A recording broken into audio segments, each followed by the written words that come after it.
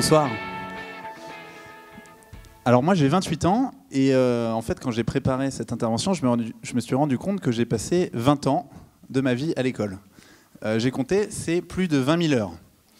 Alors 20 000 heures dans une classe. Alors j'ai appris plein de choses, hein, lire, écrire, compter, comprendre le monde. J'ai aussi appris des choses un peu moins utiles, faire des rosaces avec un compas. Mais j'ai l'impression que de ces 20 000 heures, je n'ai pas appris ce qui, pour moi, je considère comme le plus important. Qu'est-ce que j'ai envie de faire de ma vie?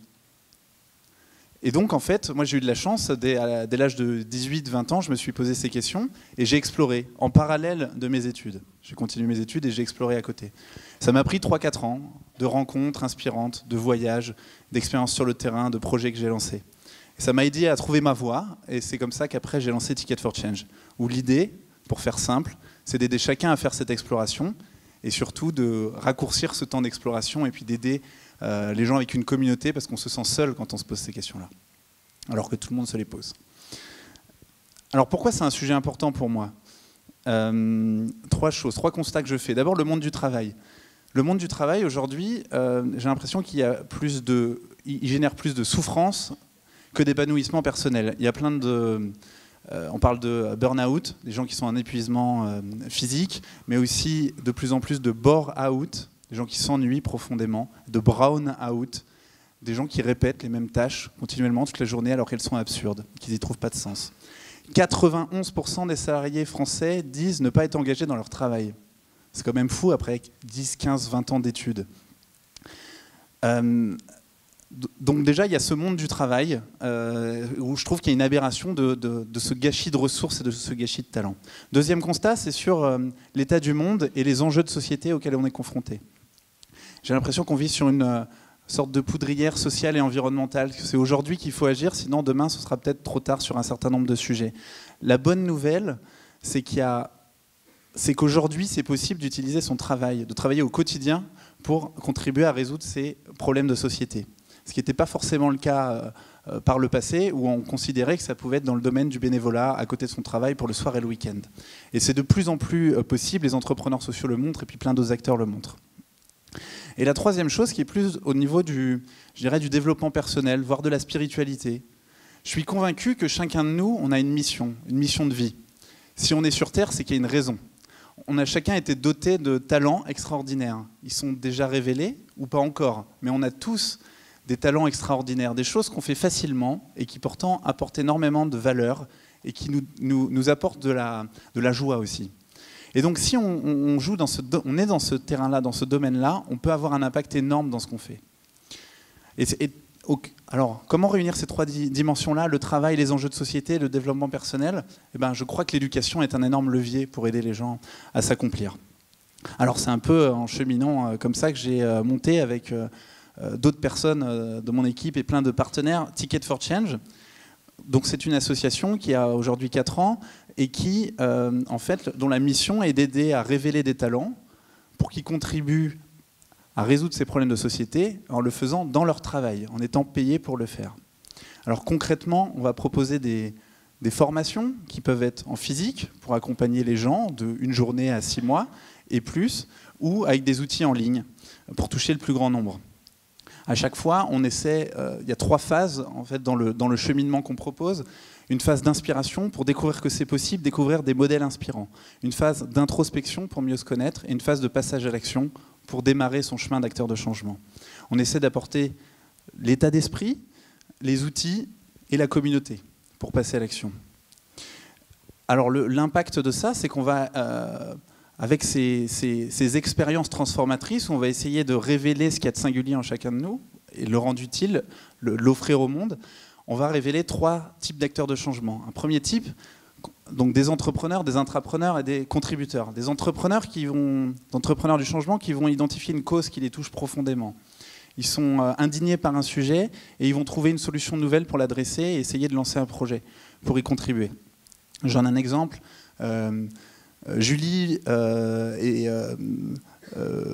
François et Benoît ont créé Yuka. Yuka, c'est une application numérique que vous pouvez avoir sur votre téléphone portable. Vous la téléchargez, vous scannez le code barre d'un produit alimentaire que vous avez. Donc, instantanément, ça vous donne si c'est bon ou pas pour votre santé. Si jamais c'est pas bon, ça vous recommande une alternative qui est meilleure pour votre santé. Essayez-le, vous allez voir, vous allez changer vos habitudes alimentaires en quelques semaines.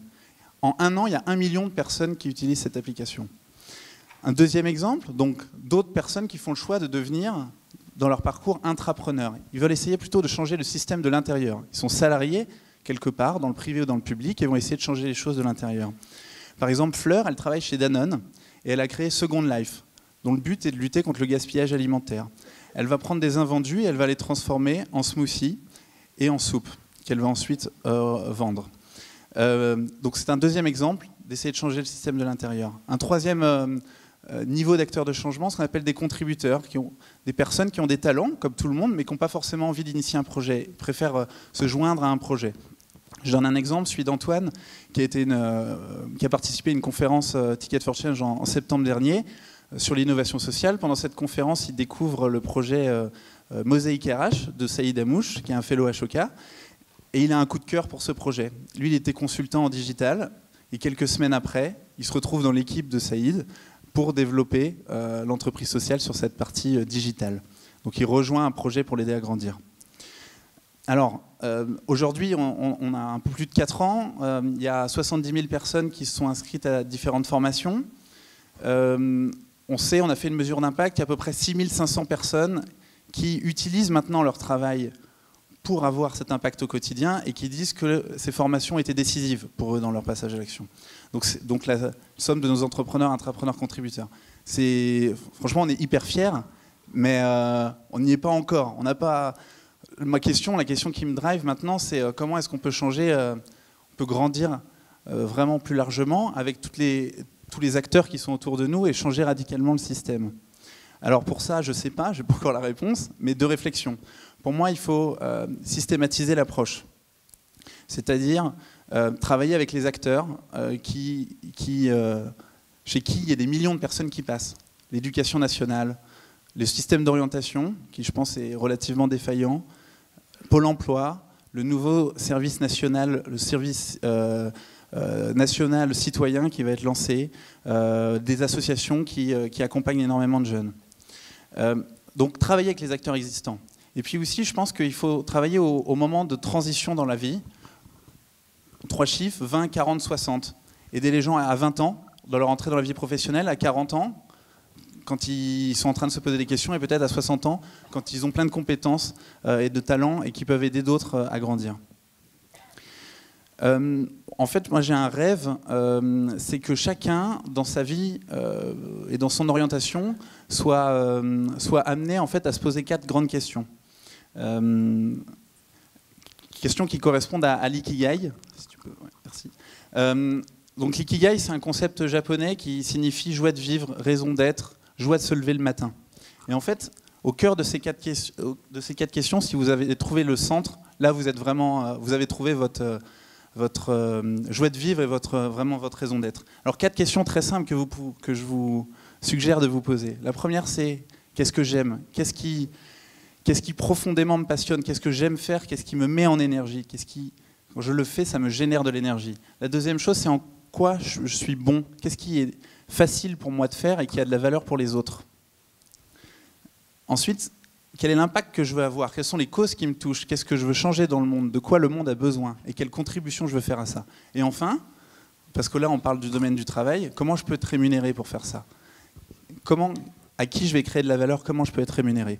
Et donc, moi, mon rêve, c'est que aujourd'hui, quand on est avec un carnet de santé qui nous suit toute notre vie, pourquoi est-ce que demain, on n'aurait pas un carnet d'orientation ou un carnet d'exploration qui nous suive toute notre vie pour explorer ces 4 dimensions et être sûr de trouver la bonne place pour travailler dans la joie, dans sa passion, là où on fait le plus la différence, et surtout pour aider à contribuer à nos grands enjeux de société. Je vous remercie. Bonne journée.